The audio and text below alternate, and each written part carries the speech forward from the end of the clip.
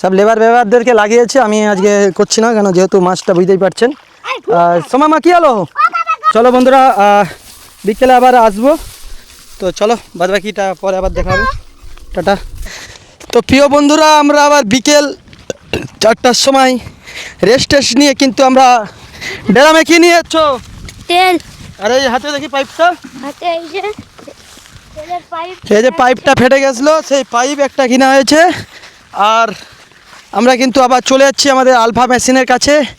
Machine কিন্তু রয়েছে সেই দূরে, আর চলো গিয়ে তোমাদেরকে দেখাচ্ছি। তো চলো আমরা বিরাম যেতেই চলেছি, সেখানে গিয়ে মাছটা ধরা হবে বন্ধুরা। তো চলো। তো বন্ধুরা, বিকেলে এসে মেশিন চালিয়েছি আর তিরপলের সিস্টেম চেঞ্জ করেছি, আর উপরে রোদ নেই, সূর্য মামা নিচের দিকে লেগে গেছে, সেই জন্য এরকম করেছি।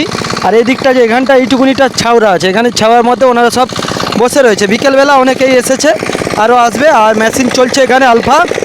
আর এপাশে দেখতে পাচ্ছেন কন্ডিশন, পুকুরে জল এতটা রয়েছে, আর হয়তো মিনিট 40 লাগবে জলটা মারতে, তারপরেই কিন্তু মাছ ধরা হবে বন্ধুরা।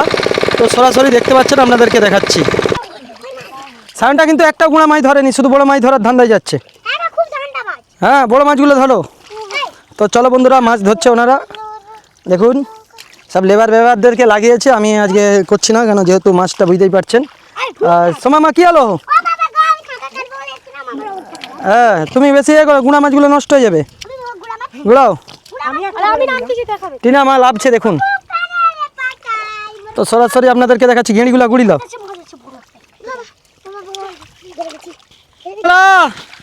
কি ক্যাংড়া? একদম ডেঞ্জারাস আল ক্যাংড়া নাকি? হ্যাঁ, আল ক্যাংড়া পড়েছে, একদম সুন্দর জিনিস। হাত দিয়ে দেখাও ফাঁকা করে। দেখুন বন্ধুরা, কিভাবে আল ক্যাংড়াটা ধরেছে।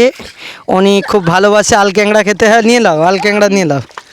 তো চলো, আল ক্যাংড়া মাছ এই টুকটুকি ধরেছেন উনি।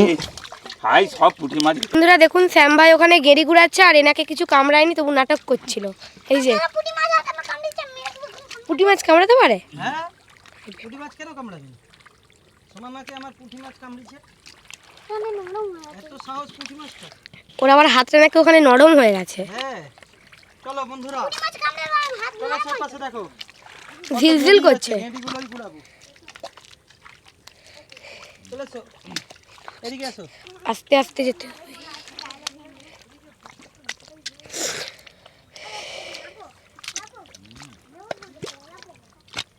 তো চলো বন্ধুরা, গেঁড়িগুলোকে আমরা গুঁড়িয়ে নিচ্ছি। গেঁড়িগুলো খেতে খুব ভালো লাগবে, লাউ ডাঁটা ঝোলের সঙ্গে। লাউ ডাঁটা ঝোলের সাথে। বন্ধুরা, শ্যাম ভাই বসে পড়েছে ছোট ছোট গেঁড়ি গুড়াতে। না, বড় বড়ও গেঁড়ি আছে, বলো বাবা। সব বড় বড়।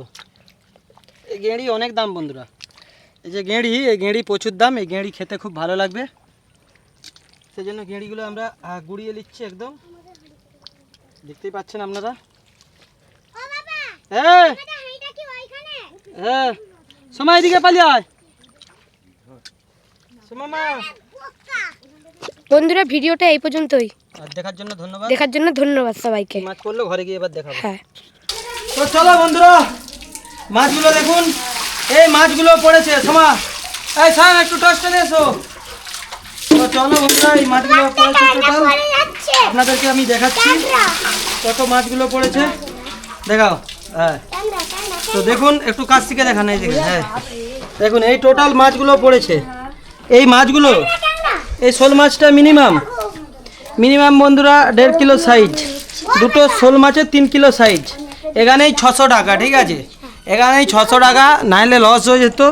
হয়তো 5 লিটার তেল পুড়েছে 500 টাকা, কিন্তু এই মাছগুলো নাহলে লস হয়ে যেত। চলো, হয়েছে? তো চলো এবার মাছ দেখাচ্ছি তোমাদেরকে। কোথায় কোথায় কোথায়? তো হাঁড়ি, এই দেখুন বন্ধুরা, কি সাইজটা। এগুলো হচ্ছে জল পড়ে গেলে মাঠে নেই, একদম ফাটিয়ে দিত, পুরো ফাটিয়ে দিত। এইটা হচ্ছে বন্ধুরা, এই যে মাছটা দেখুন, একটু কাছ থেকে দেখান।